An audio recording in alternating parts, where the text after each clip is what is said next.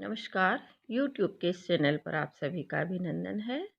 आज हम युष्मत और अस्मत् शब्दों से संबंधित सूत्रों और विभिन्न रूप जो शेष रह गए थे उन्हीं रूपों की सिद्धि के क्रम को आज आगे बढ़ा रहे हैं। तो आज हम तब और मम षष्ठी विभक्ति एकवचन के रूपों की सिद्धि से प्रारंभ कर रहे हैं। तब और मम के लिए मैं सिद्धि का क्रम पुनः बता दूं। युष और अस से मदिक प्रत्यय लगाने पर युष्मद और अस्मत् शब्द बनते हैं। कृत तद्धित समासशास्त्री द्वारा युष्मद और अस्मत् शब्दों की प्रातिपदिक संज्ञा होती है। सौजस समोट सूत्र के द्वारा युष्मद और अस्मत् से परे सु आदि 21 प्रतियों की प्राप्ति होती है और द्वैक्योर द्विवचनेक वचने सूत्र के द्वारा षष्ठी विभक्ति एक वचन का घस प्रत्यय लगाने पर, यहाँ एक वचन के शब्द है इसलिए हम एकत्व की विवक्षा में लिख सकते हैं। तो द्वैकी और द्विवचन एक वचने सूत्र के द्वारा एकत्व की विवक्षा में षष्ठी विभक्ति एक वचन का घस प्रत्यय लगाने पर युष्मद प्लस घस और अस्मद प्लस घस रूप बनते हैं।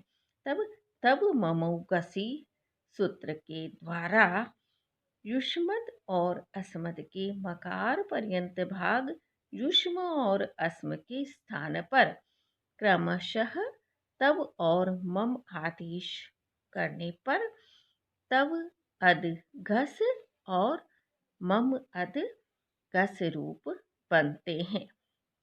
तब अतोगुणे सूत्र के द्वारा अ प्लस अ के स्थान पर रूप एकादेश अ होकर तव में वह हलंत हो जाएगा। अ द प्लस घस बराबर तवद प्लस घस और मम में भी म हलंत हो गया। अ प्लस अ के स्थान पर रूप एकादेश अ होकर मम महलंत अ द प्लस घस बराबर ममद प्लस घस रूप बनते हैं। अब अगला सूत्र जो सिद्धि में लगाएंगे पहले उसका अर्थ देख लें। युष्मद अस्मद भ्याम घसो अस।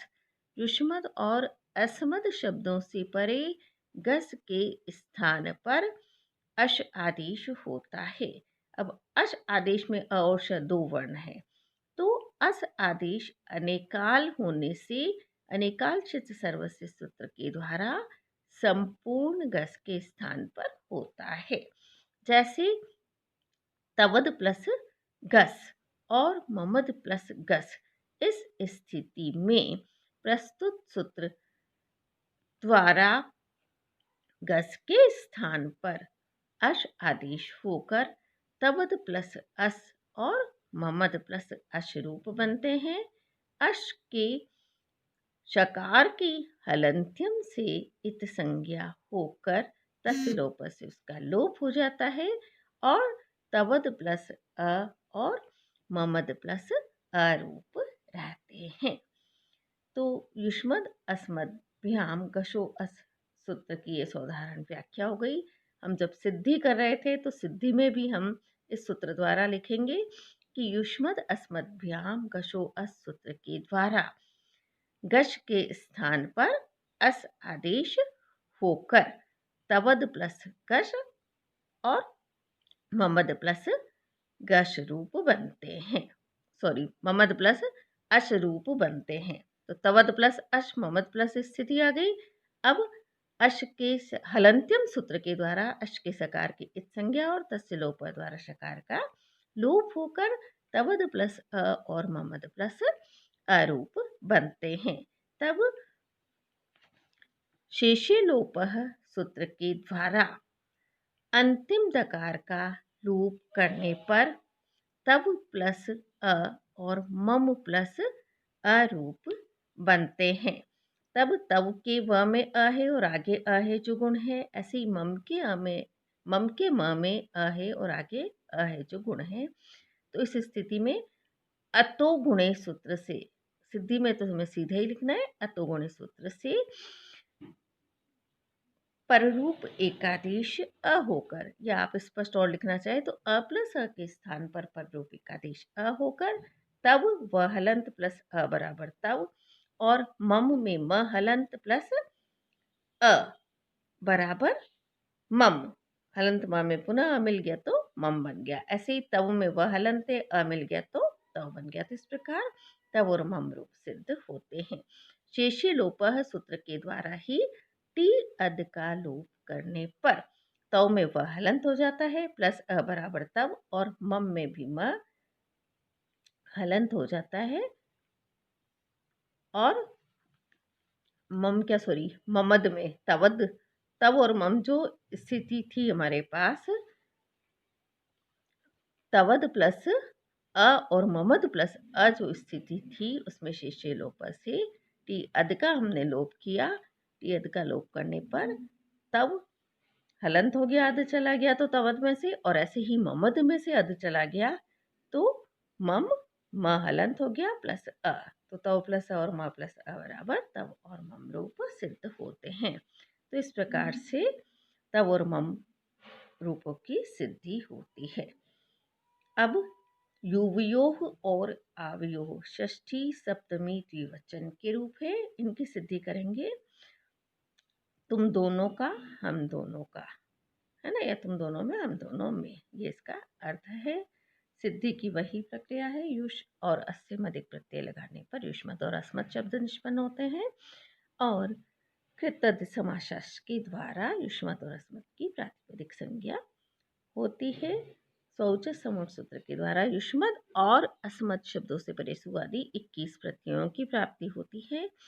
द्वैक्यो द्विवचन एकवचन सूत्र के द्वारा द्वित्व की विवक्षा में, क्योंकि यहाँ द्विवचन के रूप है ये, इसलिए हम लिखेंगे द्वित्व की विवक्षा में, यानी दो की विवक्षा में, दो को कहना हो तो द्वित्व की विवक्षा में षष्ठी सप्तमी द्विवचन का औस प्रत्यय लगाने पर, केवल हम एक विभक्ति का भी लिख सकते हैं, षष्ठी विभक्ति का औस प्रत्यय लगाने पर युष्मत् युष्मद प्लस औस और अस्मद अस्मद प्लस ओस रूप बनते हैं।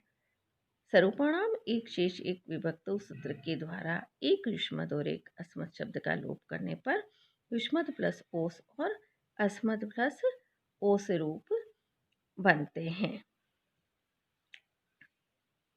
तब युवावो द्विवचने सूत्र के द्वारा यहाँ युष्मद और अस्मद के मकार पर्यंत भाग युष्म और अस्म के स्थान पर क्रमशः युव और आव आदेश होकर युव अद और औस तथा आव अद और ओस रूप बनते हैं। तब अतु गुणे सूत्र के द्वारा युव अद व में अ है, इसके बाद अ है जो गुण है, ऐसे ही आव अद ओस इस स्थिति में भी देखिए आव के व में अ है, इसके बाद अद का अ है जो गुण है। तो अतो गुण सूत्र के द्वारा अ प्लस अ के स्थान पर पररूप एकादेश अ होकर युव व हलंत हो गया अ द प्लस ओस, और आव व हलंत हो गया अ द प्लस ओस बराबर युवद प्लस ओस और आवद प्लस ओस रूप बनते हैं। तब योची सूत्र के द्वारा दकार को यकार करने पर युष्मत् और अस्मत् शब्दों के अंतिम दकार को यकार करने पर यू व जो द है उस द के स्थान पर यह हो जाएगा, तो युवय प्लस ओस और आवय प्लस ओस रूप बनते हैं।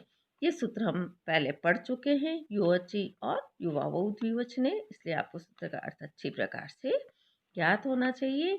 यो अच्छी का फिर भी मैं आपको पुनः स्मरण करा दूं कि अनादेश अजादी विभक्ति परे हो तो युष्मत् और अस्मत् शब्दों के यकार, जो दकार है दकार के स्थान पर यकार होता है, और यह जो यकार आदेश होता है वह अंतिम दकार के स्थान पर ही होता है। इसीलिए हमने यहाँ ये सूत्र लागू किया है, क्योंकि ओस अनादेश अजादी विभक्ति है जो युष्मत् और अस्मत् शब्दों से परे है, इसलिए युष्मत् और अस्मत् शब्दों के अंतिम दकार को यकार हुआ है। तो इस प्रकार से युवय प्लस ओस और आवय प्लस ओस रूप बनते हैं। अब य में ओ मिला दीजिए, युवय और आवय दोनों के जो है उसमें ओ मिल जाएगा तो बन जाएगा युवयोस और आवयोस। तब ससजुसो रू सूत्र के द्वारा सकार को रू आदेश होकर युवयो रू और आवयो रू रूप बनते हैं। उपदेशे अचरनासिक इत से रू के उकार की इत संज्ञा और तस्य लोप से उकार का लोप होकर युव यो र आवयो र, यह हलंत है र, रूप बनते हैं तथा खर अवसान योर विसर्जनीय सूत्र से पदांत रकार को या कह दीजिए अंतिम रकार को विसर्ग होकर युवयोः और आवयोः रूप सिद्ध होते हैं। तो इस प्रकार से षष्ठी सप्तमी द्विवचन के युवयोः और आवयोः रूप सिद्ध होते हैं। अब हम युष्माकम और अस्माकम रूपों की सिद्धि करेंगे। तो युष्माकम और अस्माकम रूपों की सिद्धि में भी वही प्रक्रिया है। युष और अस से मधिक प्रत्यय लगाने पर युष्मद और अस्मद शब्द बनते हैं। कृत तद्धित समास शास्त्र के द्वारा युष्मद और अस्मद की प्रातिपदिक संज्ञा होती है। स्वौजस समौट सूत्र के द्वारा युष्मद और अस्मद से परे सु आदि की प्रत्ययों की प्राप्ति होती है। बहुषु बहुवचनम सूत्र के द्वारा बहुत्व की विवक्षा में षष्ठी बहुवचन का आम प्रत्यय लगाने पर युष्मद युष्मद युष्मद प्लस आम और अस्मद अस्मद अस्मद प्लस आम रूप बनते हैं। स्वरूपाणाम एक शेष एक विभक्त सूत्र के द्वारा दो युष्मद और दो अस्मद शब्दों का लोप करने पर युष्मद प्लस आम और अस्मद प्लस आम स्थिति रहती है। तब अग्रिम सूत्र प्राप्त होता है। उसकी पहले हम व्याख्या देख लेते हैं। साधारण व्याख्या भी एग्जाम में आती है। साम आकम, साम आकम सूत्र का अर्थ है साम के स्थान पर आकम आदेश होता है। तो इस सूत्र का भावार्थ ये है कि युष्मद और अस्मद शब्दों से परे साम के स्थान पर आकम आदेश होता है। यहाँ जो साम शब्द आया वह आम के लिए ही कहा गया है, क्योंकि जब सुट का आगम होता है तो आम ही साम हो जाता है। अब यहाँ सूत्र में साम के स्थान पर आकम आदेश होता है। यह इसलिए कहा गया है कि